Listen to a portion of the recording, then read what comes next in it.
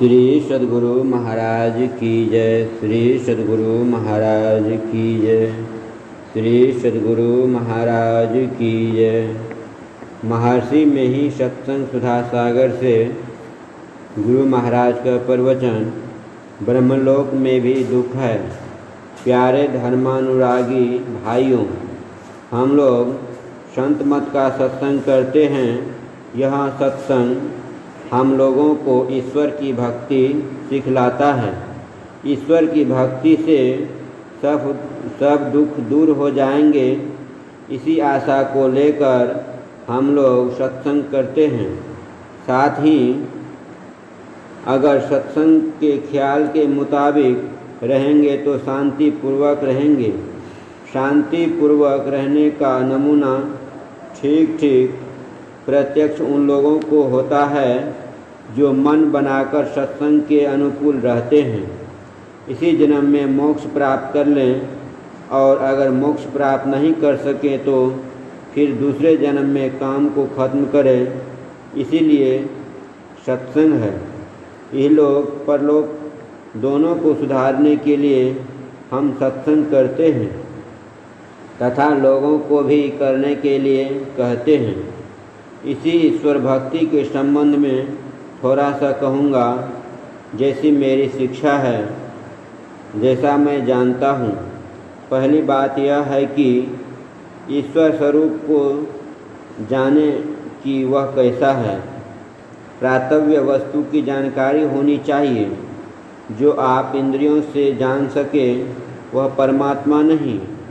तुलसीकृत रामायण में ईश्वर स्वरूप जानने के लिए लक्ष्मण जी से राम जी कहते हैं, गौ गोचर जहाँ लगी मन जाई, सो सब माया जानहु भाई। इंद्रियों को जो प्रत्यक्ष हो और जहाँ तक मन जाए सब माया है।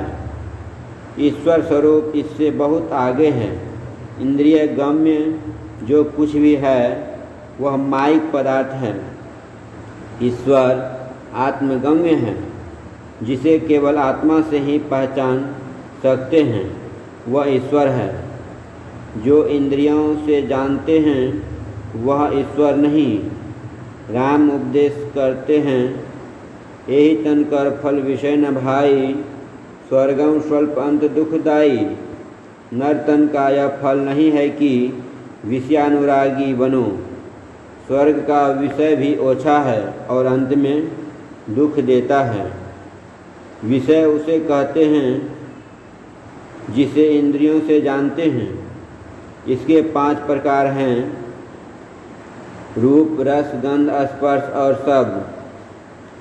स्पर्श त्वचा से, शब्द कान से, रस जिह्वा से, गंध नाक से और रूप नेत्र से। इसके अतिरिक्त संसार में कुछ जानने में नहीं आता। कोई भी पदार्थ हो, कठिन, ठोस, तरल, वाष्पीय, लेकिन 5 विषयों में से कोई एक अवश्य है। पुराण में स्वर्ग के लिए जाना जाता है कि इंद्रियों के विषय वहाँ भी भोगते हैं।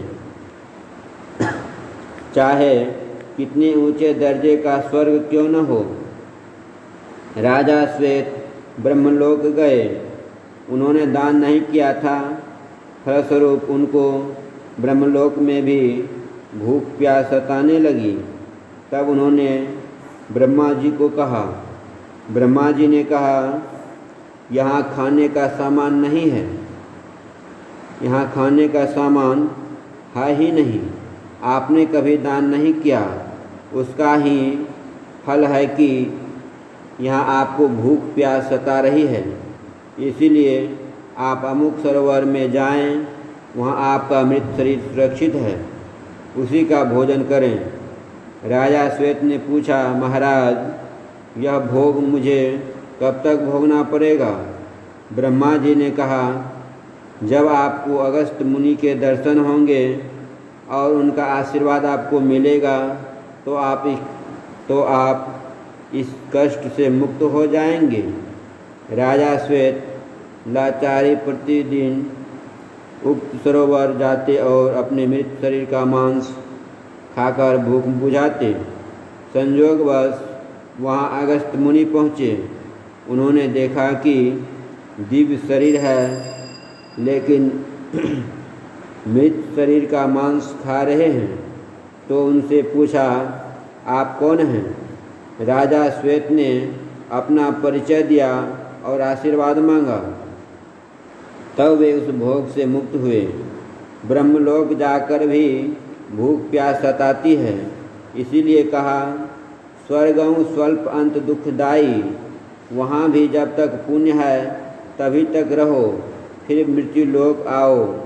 इससे यह जाना गया कि जैसे विषय यहाँ है वैसे ही वहाँ भी। यह विशेष बात है, इसी का विचार कीजिए।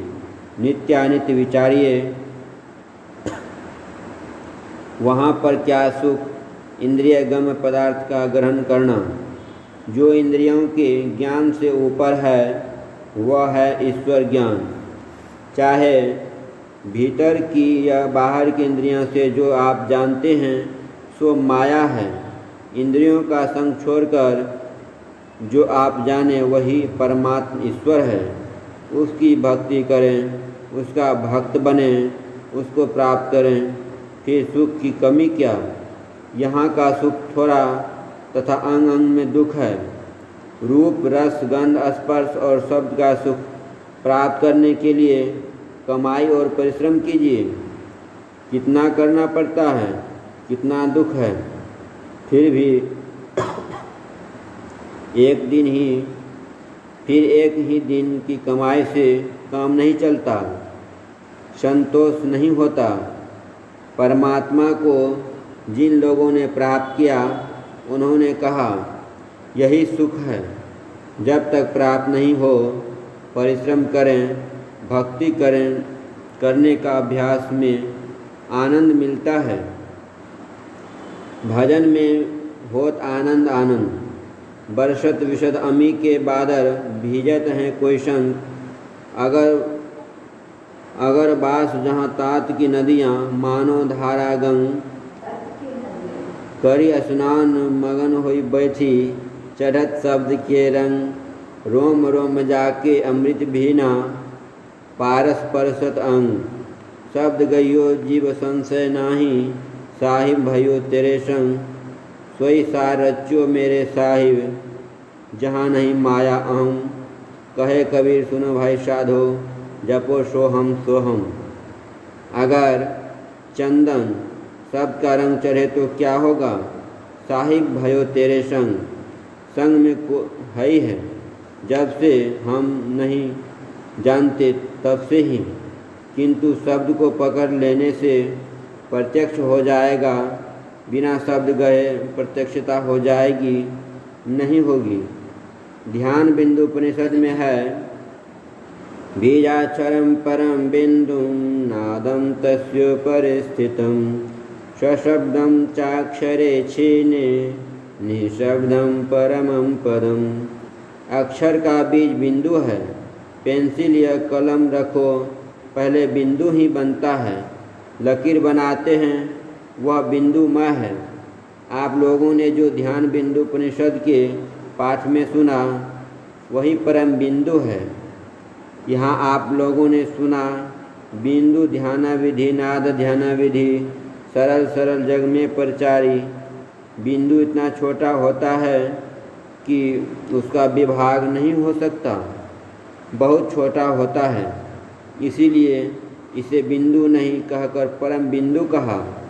संसार में लोग चिन्ह करके बिंदु मानते हैं, लेकिन उसकी परिभाषा के अनुकूल बाहर में बिंदु नहीं बना सकते।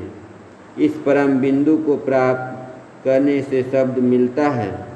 फिर शब्द का भी जहाँ लय हो जाता है वह निःशब्दम परमं पदम है। अंतर साधना करते करते आनंद आने लगेगा। मलयागिरी का सुगंध मालूम होगा तथा शब्द का रंग चढ़ जाएगा। तब हो जाएगा साहिब भयो तेरे संग। कबीर कोई गयो शब्दातीत परम पद है और यहाँ सबको ही परम पद बना दिया, ऐसा क्यों? इसके उत्तर में कहा जा सकता है कि गुरु नानक देव ने कहा, ना तिसु रूप बरनु नाही रेखिया साँचे शब्द निशानु, शब्द ही नहीं चिन्ह है। देवता को प्रसन्न करने के लिए देवताओं की प्रतिमा पूजते हैं, उसी प्रकार यह शब्द ही परमात्मा है। प्रतिमा पूजते हैं तथा उसे ठाकुर जी कहते हैं। उसी प्रकार यह शब्द ही परमात्मा है। जहाँ शब्द अपने उद्गम स्थान पर पहुँचाता है, घोर अंधेरी रात से जहाँ से शब्द आता है वहाँ चलते चलते पहुँच जाए, असंभव नहीं। जो कोई बिंदु को ग्रहण करेगा वह शब्द को ग्रहण कर लेगा। जहाँ से शब्द इस शब्द का विकास हुआ वहाँ पहुँचा देगा। इसीलिए मन बुद्धि आदि इंद्रियों से आगे बढ़कर शब्द को पकड़ने की कोशिश करें। आँख कान सब मोटी मोटी इंद्रियां हैं। इसमें सूक्ष्म रूप से जो चेतन वृत्ति है उसके अंदर रहने के कारण सूक्ष्म इंद्रियां हैं। यह वृत्ति आँख में आई तो देखने की शक्ति दृष्टि हुई। जो स्थूल में लिपट कर रहेगा तो सूक्ष्म में क्या उठ सकता है? इन सब पदार्थों को ले तो वह बिंदुमय है। परमात्मा की कृपा, गुरु की दया हो, बिंदु पर अपने को रख सके तो पूर्ण सिमटाव होगा। सिमटाव का फल ऊर्ध्वगति होगी। कठिन या तरल किसी पदार्थ को समेटिए, ऊर्ध्वगति होगी। जहाँ मन का समेट है, स्थूल में सिमटने पर सूक्ष्म में प्रवेश होगा। इसके शौकीन को बाबा नानक की बात याद रहे। सूचे भारे साचु समाजे, बिरले सुचाचारी, तंते कहूँ परम तंतु मिलाया, नानक सरणी तुम्हारी। पवित्र बर्तन में सत्य अटता है। हमारा अंतःकरण शुद्ध होना चाहिए। इसके लिए संयम तथा परहेज करें। अपने को काम क्रोध से बचा कर रखें। बाहर में पाप कर्म नहीं करें। जिस कर्म को करने से अधोगति हो उसे पाप कहते हैं। पाप झूठ, चोरी, नशा, हिंसा और बेविचार नहीं करें, तब ईश्वर की ओर जाएंगे। इस पर संशय उठेगा कि क्या यहाँ ईश्वर नहीं है? इसका उत्तर गोस्वामी तुलसीदास जी ने लिखा है। अग जग मैं सब सहित विरागी, यहाँ हम नहीं पहचानते हैं, इसीलिए हम जहाँ जाकर पहचानेंगे वहाँ जाएंगे, प्रत्यक्ष वहाँ पाएंगे। जहाँ जाएंगे उसको प्रत्यक्ष करने के लिए अभ्यास करना तथा परहेज करना। इतनी बातों को जाने, इससे विशेष जाने तो और अच्छा। यह बहुत दृढ़ है कि कोई बिना संयम किए प्राप्त करना चाहे तो भूमि पराज छुअन आकाशा वाली बात है। संयमी होने पर संसार में भी सुखी रहता है। वह फजूल खर्च नहीं करता, उसके पास धन भी जमा हो जाता है। संयमी आदमी बहुत रोगों में नहीं पड़ते। धन एकत्रित होने के कारण और पाप विहीन होने के कारण लोगों की नज़र में वे श्रेष्ठ देखने में आते हैं तथा अंत में परमात्मा को प्राप्त कर लेते हैं। पुरुष को स्त्री का और स्त्री को पुरुष का संग करना पड़ता है। इसके लिए वैवाहिक विधान है। विवाह करने से व्यभिचार नहीं होता। विवाह करने से व्यभिचार नहीं होगा। शास्त्र के नियम को छोड़कर अथवा विवाह नहीं होने पर जो संग है वह व्यभिचार है। तंबाकू, बीड़ी, सिगरेट, खैनी नशा है। दांत खराब, थूथू करने की आदत, ऐसी चीज़ क्यों खाते हो? बच्चे थे तब इसकी आदत नहीं थी, बड़े होकर लगाया तो आदत लग गई। अब रास्ते चलते नशा करते हैं। तंबाकू संसार में क्यों हुआ? औषधि के लिए हुआ। तंबाकू की गद्दी में सांप ठहर नहीं सकता। सांप के मुख में खैनी देने से वह मर जाता है। चावल को धोकर खाते हैं किंतु खैनी को क्या करते हैं? यह अपवित्र तथा नशा भी है। हमारे सत्संग में यह कहा जाता है कि तारी को कौन कहे तंबाकू तक मत लो। भांग, तंबाकू, छूतरा, आफियों और शराब कह कबीर इनको तजे तब पावे दीदार। मद तो बहुतक भांति का ताहि न जाने कोय। तन मद, मद मद, जाति मद, माया मद सब लोय। विद्या मद और गुण हो मद, राज मद उन्मद। इतने मद को रद्द करे तब पावे अनहद। संत कबीर साहब। छूतिया, छू जाने वाली चीज़।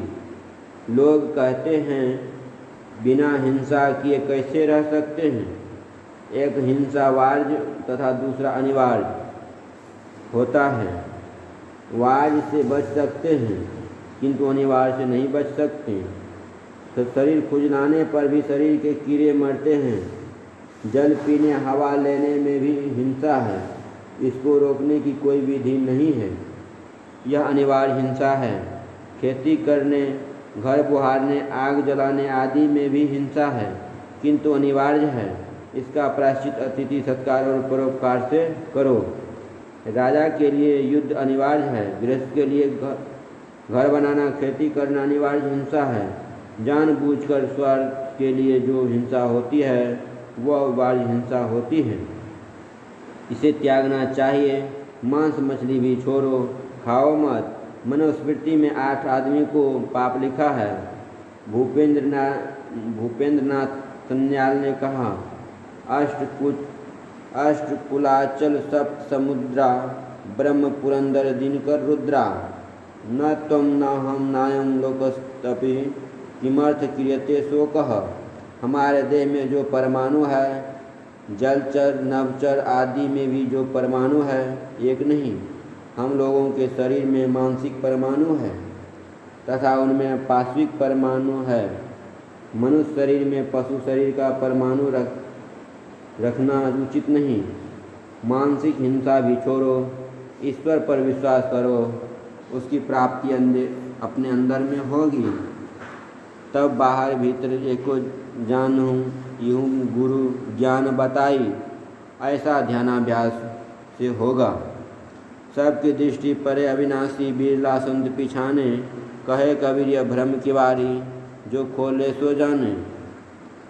सत्संग करो, ध्यानाभ्यास करो, यह अंतर का सत्संग है और गुरु की सेवा करो। तैल तुल पावक पुष्ट, भरी धरी बने न दिया प्रकाशत। कहत बनाए दीपक की बातें, कैसे हो तमनासत। संत सूरदास। साधना करते करते करने की शक्ति प्राप्त होगी तब मालूम होगा कि पहले से कुछ बदल गए, अन्यथा हनोज रोज अव्वल अब भी पहला ही दिन है।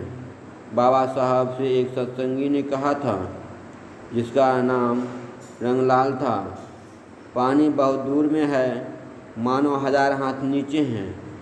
1000 हाथ की रस्सी लगेगी पानी खींचने के लिए, बाल्टी भी चाहिए। रस्सी कुएं में गिराकर केवल छोर पकड़े रहते हैं, फिर पानी निकाल कर पीते हैं। अगर छोर छूट जाए तो पानी नहीं पी सकते। उसी प्रकार भजन तथा आशा की छोर पकड़े रहो, कल्याण होगा। आशा कभी मत छोड़ो। आशा से मत डोल रे, तो को पीव मिलेंगे। श्री सद्गुरु महाराज की जय। यह प्रवचन पूर्णिया जिला अंतर्गत विशेषाधिवेशन मोकामा में दिनांक 24/12/1950 को अपराह्नकालीन सत्संग में हुआ था। श्री सद्गुरु महाराज की जय।